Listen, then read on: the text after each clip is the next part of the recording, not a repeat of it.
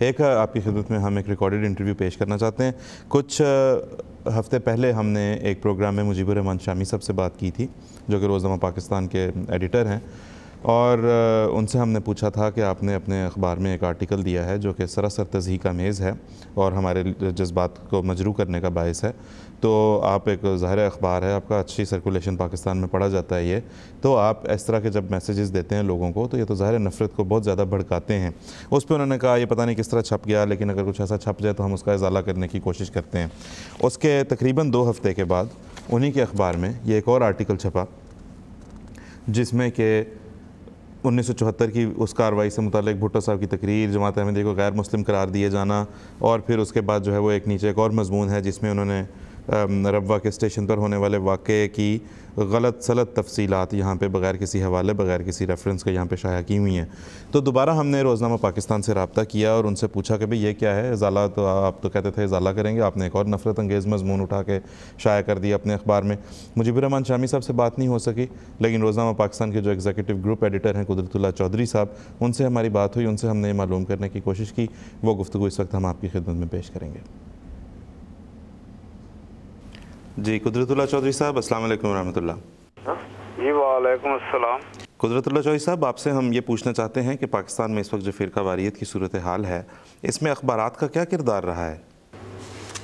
असल में देखिए, मैं ये समझता हूँ कि कराची में जो इस वक्त वारदातें हो रही हैं वो कोई ट्रूली सेक्टेरियन वायलेंस भी नहीं है। उसमें वो टारगेट किलिंग है, तो उसमें चूँकि लोग मुख्तलिफ फ़िरकों के उसकी ज़द में आ जाते हैं तो हम उसको सादगी से समझ लेते हैं कि ये सेक्टेरियन वायलेंस है। लेकिन मेरे ख्याल में ये सेक्टेरियन वायलेंस नहीं है, ये है एक्चुअली टारगेट किलिंग ही इसके लिए सही मुनासिब लफ्ज़ है। अच्छा जी। और उसमें ये है कि बहुत से मतलब किसी वक्त उसमें कोई एक फ़िरके का आदमी जो है उसका निशाना बन गया और कभी दूसरे का बन गया। एक तो ये बात है।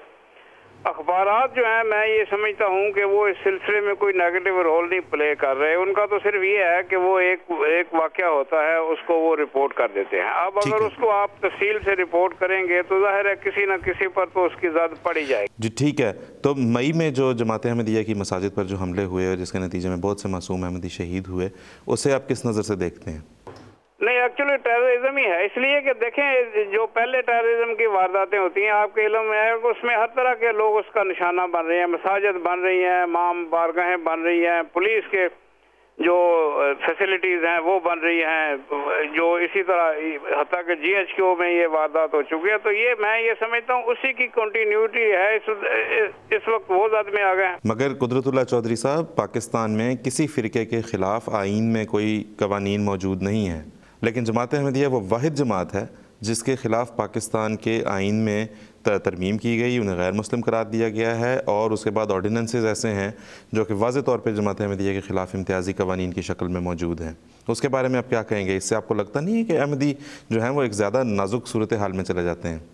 नहीं, ये वल्नरेबल की बात ही नहीं है। ये तो पाकिस्तान की कौमी असम्बली का मुतहरिका फैसला है कि ये लोग जो हैं, ये चूंकि वो खुद कहते हैं कि हम आपको मुसलमान नहीं समझते, तो जाहिर है इन्होंने डिक्लेयर कर दिया कौमी असम्बली ने कि ठीक है।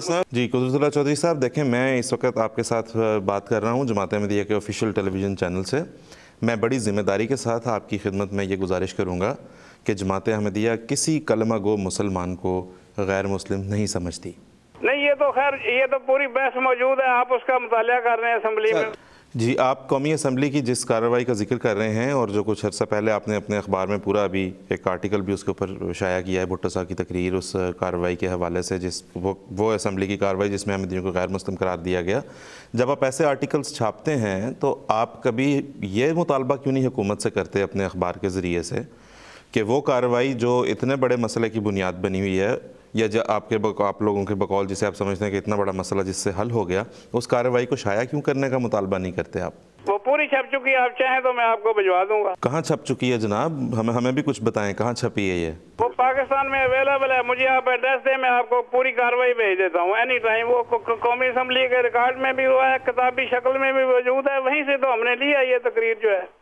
और जनाब चौधरी साहब, मैं भुट्टो साहब की तकरीर की बात नहीं कर रहा, मैं उस इन कैमरा सेशन की बात कर रहा हूँ जो 1974 में हुआ था, असम्बली का जो सेशन था, जो कार्रवाई थी, मैं उसकी बात कर रहा हूँ। वो तो छपी हुई अवेलेबल है, उसमें छापने का क्या मुतालबा? कहाँ छप चुकी है जनाब, उसके ऊपर तो सरकारी तौर पे पाबंदी है, वो तो अभी तक पब्लिक डोमेन में है ही नहीं, उसके ऊपर पाबंदी है कई सालों से। नहीं, आप चाहें तो मैं आपको दिलवा देता हूँ। और फिर ये कि जो आपने पूरे सफ़े का इस 1974 की कार्रवाई के हवाले से छापा है, उसमें आपने एक मजमून दिया है 1974 में रब्वा के स्टेशन पर जो वाक़या पेश आया, जो कि तमाम बेबुनियाद है और गलत बयानी पर मबनी है। जब आप इस किस्म के आर्टिकल्स छापते हैं लोगों की तरफ से लिखे गए, तो आप पाकिस्तान के जो अदालतों के ट्रिब्यूनल्स थे जो उस वक्त कायम किए गए, उनकी वो रिपोर्ट क्यों नहीं शाया करते जिसमें उन्होंने बड़े वाज़ेह लफ्ज़ों में लिखा था कि जो इल्ज़ाम लगाया गया रब्बा के तलबा के ऊपर कि उन्होंने लोगों के अज़ा काट दिए और उनकी ज़ुबानें काट दी और उनकी जान ले ली, वो सब बेबुनियाद और गलत थे। ये ट्रिब्यूनल्स के डिसीजंस हैं जो कि शायाशुदा हैं अखबारात के अंदर, और हस्पतालों की रिपोर्ट्स शायाशुदा हैं अखबारात के अंदर, उन्हें क्यों कभी छापते नहीं आप?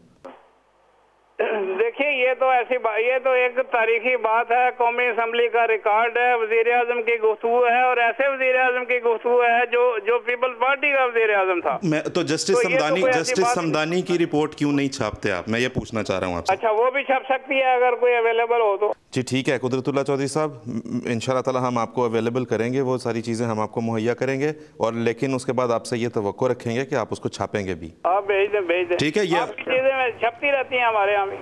जी ठीक है चौधरी साहब, ये आप इस वक्त ऑन एयर कह रहे हैं, तो मुझे उम्मीद है कि आप ज़िम्मेदारी के साथ ये कह रहे होंगे कि हम आपको वो भेजेंगे और आप उसको ज़रूर शाया करेंगे। जी भेज दें। जी बहुत बहुत शुक्रिया कुदरतुल्लाह चौधरी साहब। जी नाज़रीन, ये वो गुफ्तगू थी जो कुदरतुल्लाह चौधरी साहब के साथ हमारी हुई, आपकी खिदमत में पेश की। इसके बाद मैंने इंटरव्यू जब इनका ख़त्म हो गया तो इसके बाद मैंने इनको अपना मैंने कहा मैं आपको अपना एड्रेस किस तरह बताऊं, नोट कर लें। फिर उन्होंने कहा मेरा ईमेल एड्रेस ले लें, उस पर मुझे अपना एड्रेस भेज दें। मैंने अपना डाक का पोस्टल एड्रेस जो है वो कुदरतुल्लाह चौधरी साहब को भेजा, और उसके बाद बहुत सा दिन जो है वह एक हफ़्ता तकरीबन गुजरने के बाद भी कुछ जब मौसूल नहीं हुआ तो फिर मैंने दोबारा उनसे रब्ता किया, कंफर्म किया कि जनाब आपको मेरा एड्रेस मिल गया था। उन्होंने कहा जी मिल गया था, कोशिश कर रहे हैं, ज़ख़ीम बहुत है और देखेंगे और ऐसे करेंगे और वैसे करेंगे। बहरहाल ताहाल इस वक्त ये लाइव इस वक्त प्रोग्राम आप देख रहे हैं, अभी तक कुछ मौसूल नहीं हुआ।